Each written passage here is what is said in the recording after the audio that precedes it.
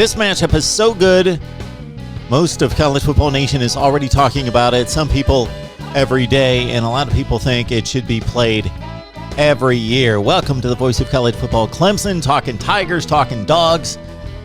Charlotte, September 4th. It should be a phenomenal game. If you look at the talent on both sides, if you look at the ramifications of the game, this would be the most important game at this point in the non-conference season, and I believe that it's a game that matches the best talent in college football on one field at one time in the regular season in 2021. All right, here we go with the big matchup, the way too early preview of Georgia and Clemson. Of course, we'll talk about this game throughout the summer as we head through August camp. Georgia leads the all-time series 42-18-4. The last two times these two programs got together, 2013 and 14, not too long ago in one sense. Of course, Dabo Swinney's still at Clemson. Mark Richt was on the sideline for both of those games. Clemson won the first of two showdowns, 38-35, in a classic, tremendous game. Taj Boyd threw 3 touchdowns. Sammy Watkins accounted for 127 yards, and Todd Gurley, a $154 on the ground. Again, Clemson won at 38-35. The next year, Georgia got revenge, scoring 31 unanswered points to close out the game, 45-21. And Todd Gurley racked up another $198 on the ground, and he's done some things in the NFL since. All right, now to the 2021 matchup. DJ Uiagalelei played his most important game against Notre Dame and South Bend last year. Clemson lost the game. DJ and the offense still put up 40 points in that overtime defeat. Threw for 439 yards, the most against a Notre Dame defense in the history of the program. DJ is not Trevor Lawrence, not to date. DJ is a capable quarterback, arguably the best in the ACC, albeit Sam Howell would have the experience and at this point the proven track record. So Uiagalelei has the potential to be one of the top quarterbacks in the nation. He may be that in week 1, right out of the gate against Georgia. He has shown signs of that.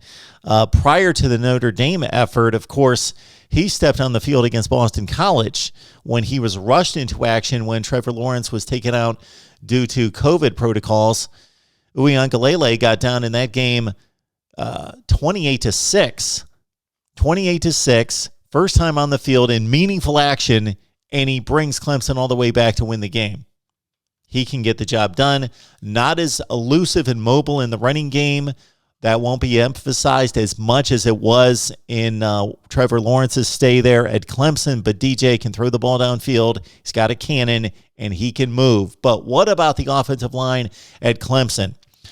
During this run for Clemson football, going back to the national championship game of 2015, Clemson has recruited out of its mind and actually overplayed the recruiting rankings early in the run, and now the recruiting rankings have caught up with the tremendous program that Clemson is. All right, the one spot on the field that at least for a portion of that run not recruited as well as the outstanding defensive units and skill position players, offensive line.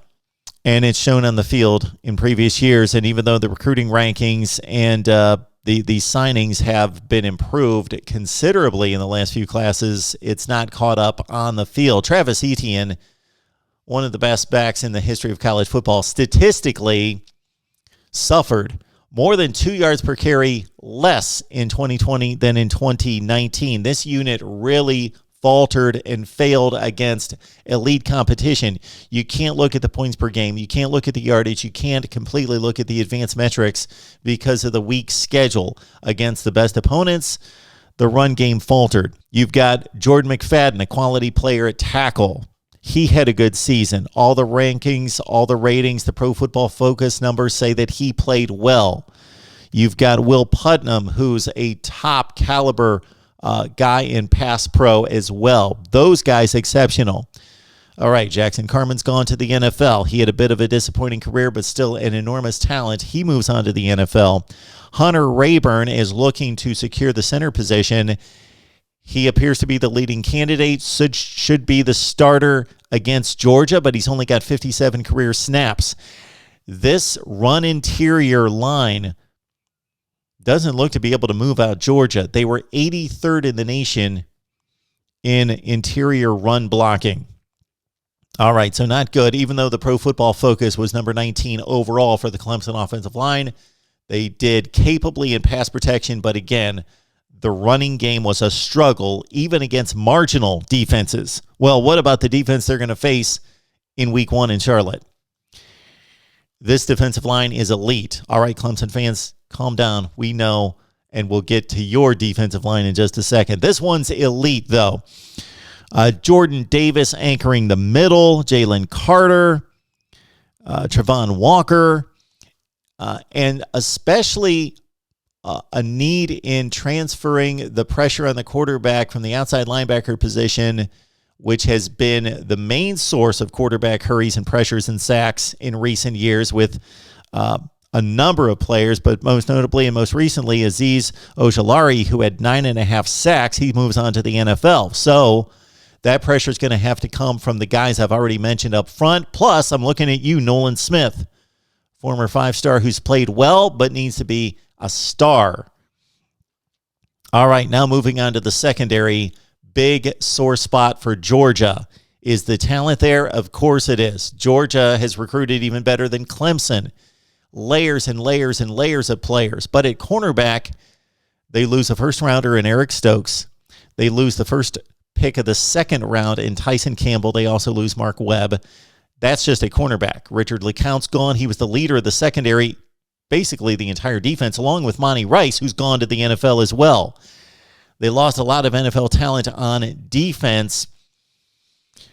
To go through the list of cornerbacks, we would be here for the next 15 minutes. They have a ton of highly recruited cornerbacks, but almost all of them haven't seen the field, and even the ones that have, it's been in limited time. A key addition here, of course, would be Tyke Smith, the second-team All-Big 12 performer from West Virginia. But he's not going to play corner on the outside. He's a star position player inside. So Georgia's really trying to sort out things. They really like Nyland Green, 4-star, but he's a redshirt freshman. Again, Georgia's even going from a 4-2-5 to a 3-4 to take out one additional player from the secondary, bring them down into the box just to get the best players on the field and the more experienced best players on the field. Again, it's not a talent issue. It's an experience issue. They just brought in Brandon Turnage from Alabama as a transfer. Check out our video on our SEC channel. But Turnage has no experience, even though he's a former 4-star. Almost the same exact situation to a certain extent, flipping the line of scrimmage, the Georgia offensive line against the Clemson defensive line. Georgia loses Ben Cleveland, who, man, if you wanted a masher in the ground game, Ben Cleveland was your guy. Trey Hill, a capable, tremendous center, NFL draft worthy. They're going up against, okay, I call Georgia's defensive line elite. Clemson's probably got the best defensive line in the country. Miles Murphy, Brian Brissy, of course, the ACC Freshman of the Year after he lived up to his recruiting ranking of the best player in the country coming out of high school. A healthy Tyler Davis. That's good news for Clemson fans as he was missed for most of 2019, came back compromised to a certain extent. This could be the best defensive line for Clemson since 2018, and oh yeah, it would be nice if Xavier Thomas, who missed all of 2020, would come back to his 5-star form that he never fully realized at the collegiate level. The Clemson defensive stats are remarkable over the past few seasons, and we'll focus on 2020.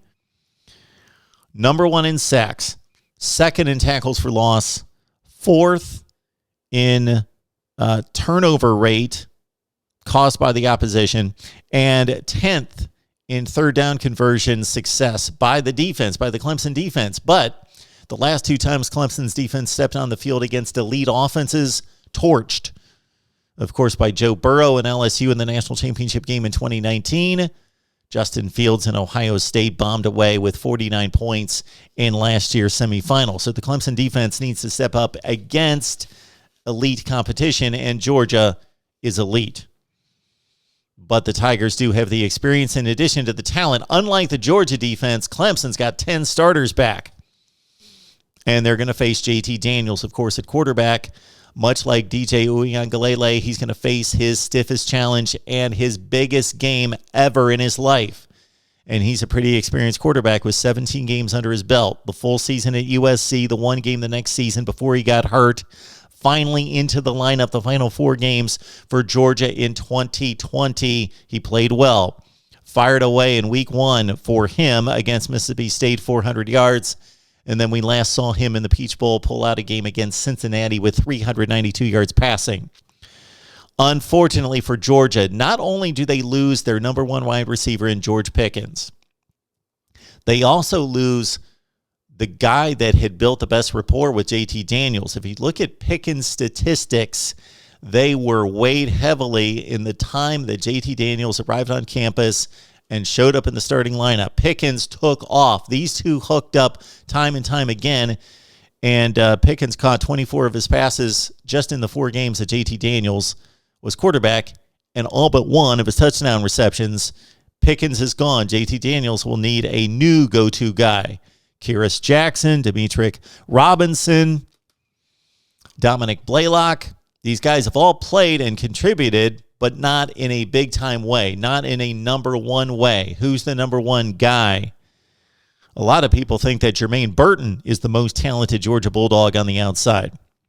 All right, at running back, that's never an issue for the Georgia Bulldogs. Zamir White leads the way. You can look down the list with Kenny McIntosh, James Cook, and company. Georgia is loaded, but the offensive line has not been as dominant, and I would say that these backs aren't quite at the elite level of the Keith Marshall, Todd Gurley, Sony Michel, Nick Chubb, that class of player, DeAndre Swift as well, of course. The yards per carry have shown that the dominance has not been there for Georgia in the ground game this past season and going back to 2019 as well. All right, Georgia-Clemson should be an amazing game. Let's name this player. We have yet to name him, and he could take off because of what we outlined in the Georgia secondary. He missed all of 2020, but he's back, and what a player he is. Justin Ross, he could break out and have a huge day. He could feast on Georgia's secondary.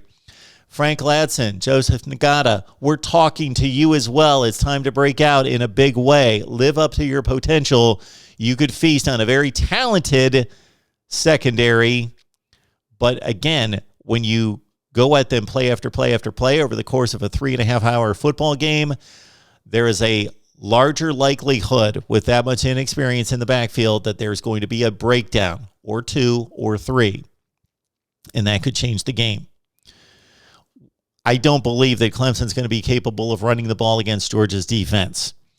Lynn J. Dixon is a capable back. He's not Travis Etienne, never was. That's why he wasn't on the field. He averaged 4.5 yards per carry. It's a good number in the NFL. It's not a good number in college football. And the 2 freshmen, they're going to be players for Clemson, but not necessarily against Georgia in week 1. They might be more effective as pass receivers, but are they going to be able to hold up against the pass rush in pass protection?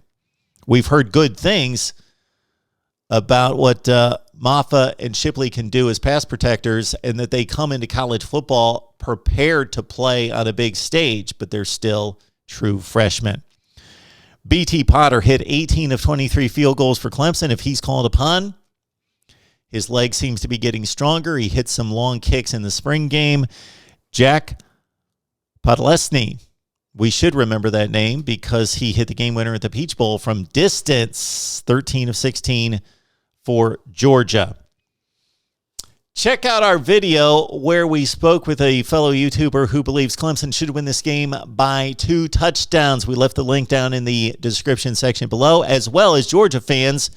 Check out our work on the Bulldogs over on our SEC channel. The link is down below. Please like, comment, share the videos on social media, because if you enjoy the content, others will as well, Clemson fans. Get these links out to Facebook and Twitter and your fans, your friends and family who love the Tigers as well. Right here at the Voice of College Football, Clemson.